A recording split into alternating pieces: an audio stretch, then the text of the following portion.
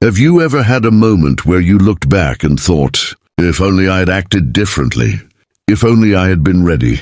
Maybe an opportunity came disguised as a simple conversation. Maybe someone believed in you before you believed in yourself. Or maybe the door opened quietly and you were too distracted to notice. Here's the hard truth most people learn too late. Opportunity never waits. It doesn't announce itself. It doesn't check if you feel confident.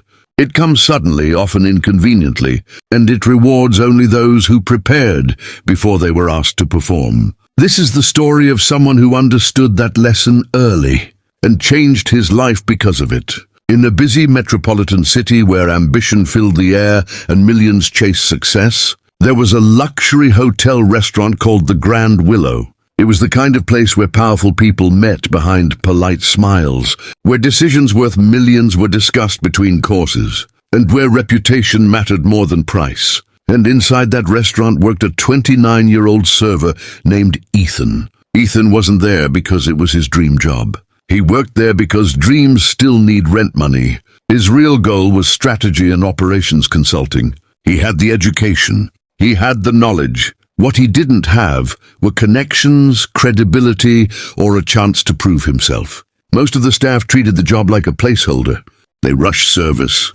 They complained about customers. They did just enough to avoid getting fired. Ethan did the opposite.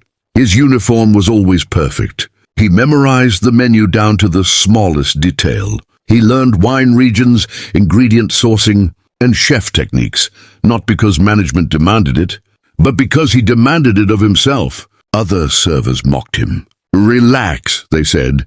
"It's just tables and tips. No one important cares." Ethan would shrug and reply, "Someone important always cares. You just don't know when." That mindset didn't come from nowhere. It came from his father, a man who once told him, "Life doesn't test you when you expect it to. It tests you when you think nothing matters." So Ethan treated everything like it mattered. On breaks, he read case studies instead of scrolling his phone. After shifts, he practiced explaining complex ideas in simple language. He kept a digital portfolio updated, even though no one had ever asked to see it. Friends questioned him. "Why work so hard when nothing's happening?" Ethan always answered the same way, "Nothing's happening yet."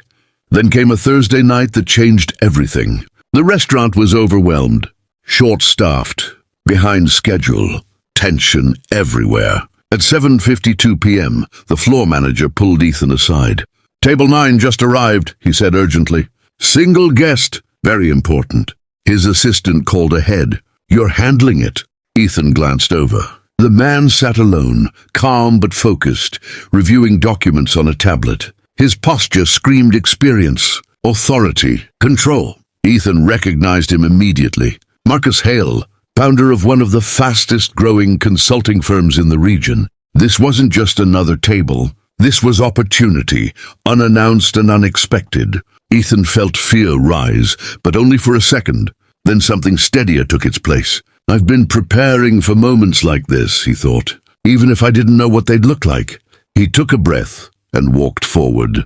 Ethan didn't try to impress Marcus. He didn't oversell. He didn't rush. He served with confidence, clarity, and calm excellence. When Marcus asked about a dish, Ethan didn't recite memorized lines. He explained why it worked. When Marcus asked follow-up questions, Ethan answered thoughtfully, not desperately. Something shifted. Marcus stopped looking at his tablet. He started paying attention. Midway through the meal, Marcus asked casually, "So tell me, what do you do outside of this place?" Ethan didn't hesitate. "I study consulting and operational strategy. I work here while I prepare for the right opportunity. I treat this job seriously because it trains the same skills: communication, systems, pressure, service." Marcus smiled slightly. "Most people wait for the opportunity before they prepare," he said. "By then, they're already behind." The conversation deepened, not like an interview, but like a test disguised as curiosity. When dessert arrived, Marcus reached into his pocket and pulled out a business card. "My firm is expanding," he said. "I don't hire resumes. I hire readiness. Come to my office Monday morning. Bring whatever proves who you are." That night, Ethan didn't celebrate. He prepared. He refined his portfolio, reviewed every project, studied Marcus's company and values. Monday morning, Ethan arrived early. The meeting lasted nearly 2 hours. At the end, Marcus leaned back and said, "You didn't get lucky. You earned timing." 3 months later, Ethan left the restaurant. 1 year later, he was leading client projects. 2 years later, he mentored others who felt stuck exactly where he once was. When asked how it happened, Ethan always said the same thing. "Opportunity didn't change my life. Preparation did." So here's what this story means for you. Right now, you might feel invisible, unnoticed, delayed. But opportunity isn't late. It's waiting to see if you're ready. Remember this.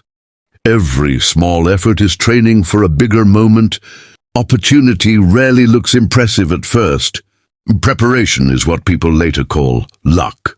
So ask yourself honestly, if opportunity showed up today, would you be ready or would you ask for more time? Start preparing before you're chosen. Because when your moment comes, it won't wait. Be ready, always.